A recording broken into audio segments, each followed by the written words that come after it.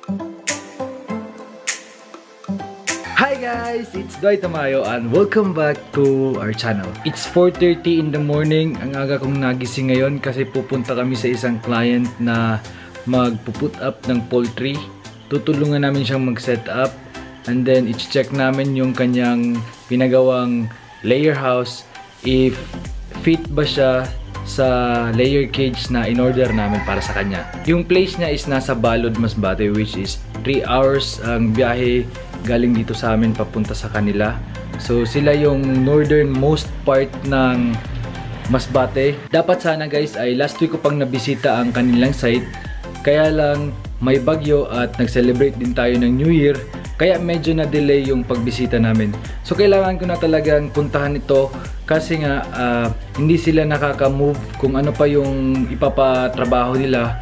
Kasi isi-set muna namin yung poultry house na dapat fit siya sa steel cage na i-order namin.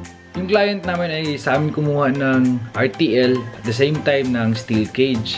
Nagbibigay kami usually ng assistance sa mga customer namin, lalong-lalo na sa mga first time dito sa poultry business. So tinutulungan talaga namin yung client namin na makaset up ng poultry.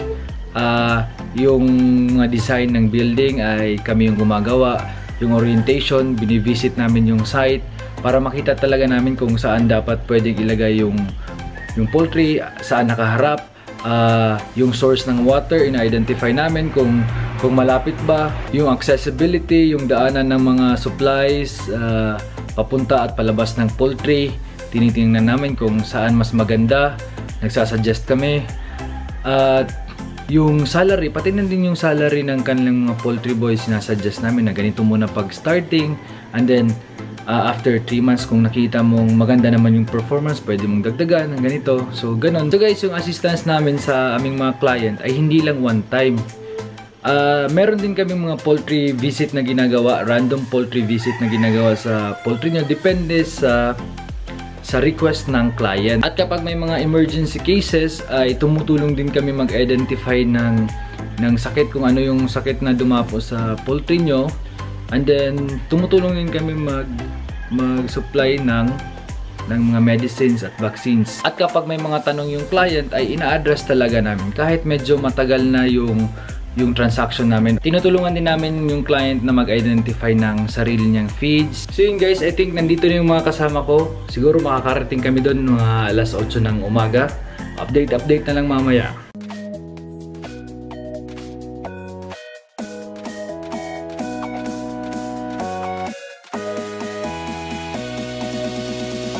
So we're all set. Papunta na kami ng Balod.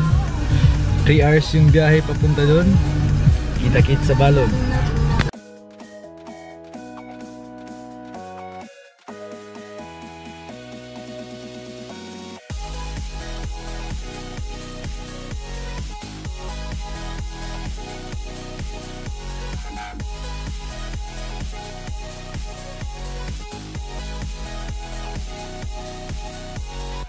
Nandito na kami sa crossing Pangiranan, Barangay Pangiranan, part na ng Balod.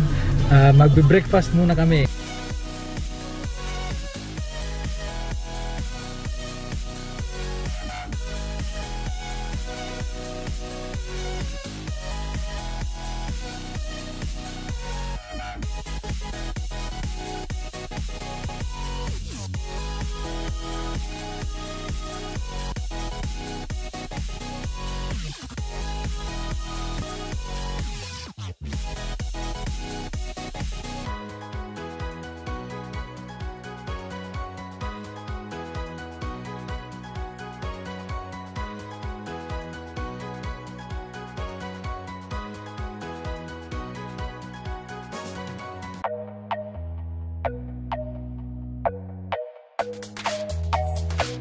Hi guys! Naglalakad kami ngayon papunta sa site ng poultry ng client namin. Kasama ko si Yumar. So guys, kaya kami naglalakad kasi hindi na kaya ng 4 wheels dito. Kasi tingnan nyo naman yung daan. Nakalis kami ng bahay around 6 AM na. Tapos dumating kami dito ngayon.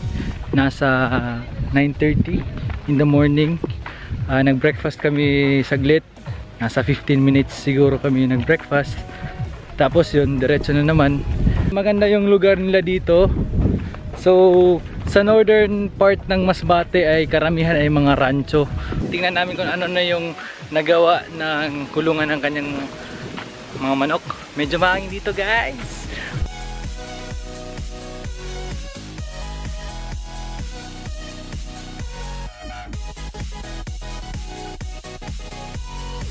Dito na kami sa gate ng kanyang poultry, malapit to.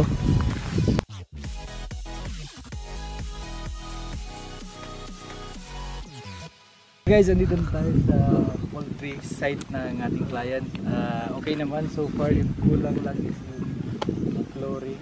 So check natin yung iba pang mga kulang na dapat nilang magawa before ng arrival ng ating mga RTN, para masigurado yung safety at saka yung security at saka yung health ng ating manok. Okay? Pero ang ventilation sa taas, 1 feet.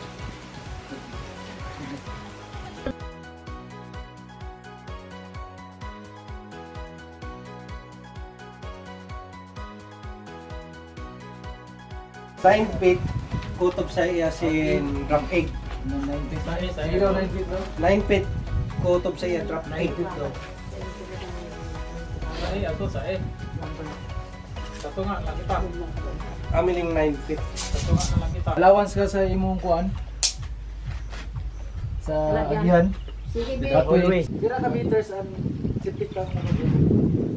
Ano bali ang dili ang distansya. Ang distansya. Dito. Oh. Para di magkakuntan naman ni sa kwan. No, above 10 meters draft. Sobra na. Sobra. Okay. Mga Sobra. makontaminate pa ang tubig. Nabo lang mo siya. Sa house ko daw. Pwede, okay. Ang source ng tubig. Ari si Babaw, ang source ng tubig. Wala niya dili. Pakato namin sa Taurus nga. Kaya lang bagang abuto no. Nabuton sang sunod. Tamba ka naman. Ayaw. Kalot ka naman dito sa layo. Ito yung septic tank nila. Tapos yung deep well. Ito yung deep well nila. Source ng kanilang water.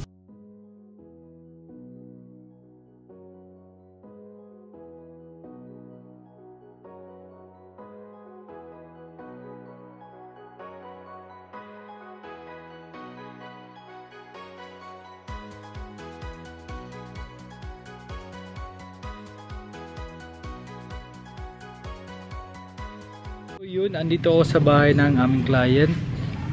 May mga konting comment lang ako dun sa ginawa nila. Number 1 is masyadong mababa yung ventilation nila. So sa ngayon okay pa yun kasi medyo hindi pa masyado maraming building. Yung airflow sa baba ay okay pa, flowing pa yung air. Pero the moment na marami na yung building, sunod-sunod na yung building, wala na masyadong flow na hangin doon sa baba, kaya dapat yung ventilation mo is maganda talaga, medyo mataas yung ventilation. And then second is ang nakuha nilang measurement doon sa pag poultry visit nila sa poultry namin ay yung sa wooden cage. So iba yung measurement ng sa wooden cage at saka yung sa steel cage.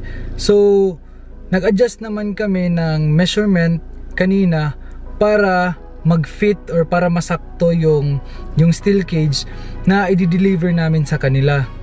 So, nag-layout kami ng posibleng tatamaan ng steel cage na dapat ma-level yung cement na ilalagay para balance talaga ang steel cage na ilalatag natin sa kanilang poultry. Isa pa yung mahirap doon ay ang daanan, medyo malayo siya galing sa highway.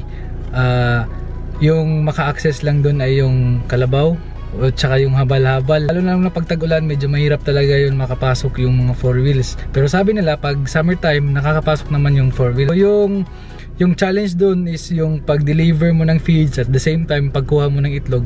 Yun ang medyo mahirap doon. Pero so far okay naman lahat. Meron na silang septic tank. Meron din silang deep well na naka-prepare. Maganda naman yung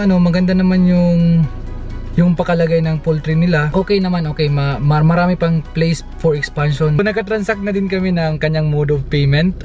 Bale, 50% down ng sa steel cage at sa RTL. And then, upon delivery, yun nga yung full payment namin ng pag-deliver ng steel cage at saka ng RTL. So mauuna pag-deliver ng steel cage para pag-deliver namin ng RTL ay naka-prepare na yung mga cage ng manok. Nag-invite din si Doktora ng lunch, di ba Mar? Yes, gutom na lunch. daw. Gutom na daw tong kasama ko eh.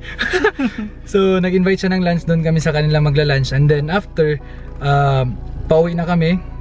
Balik na ulit kami sa bahay. So mahaba-habang biyahe na naman. So nasa 3 hours sobra yung biyahe na naman namin pauwi ng bahay.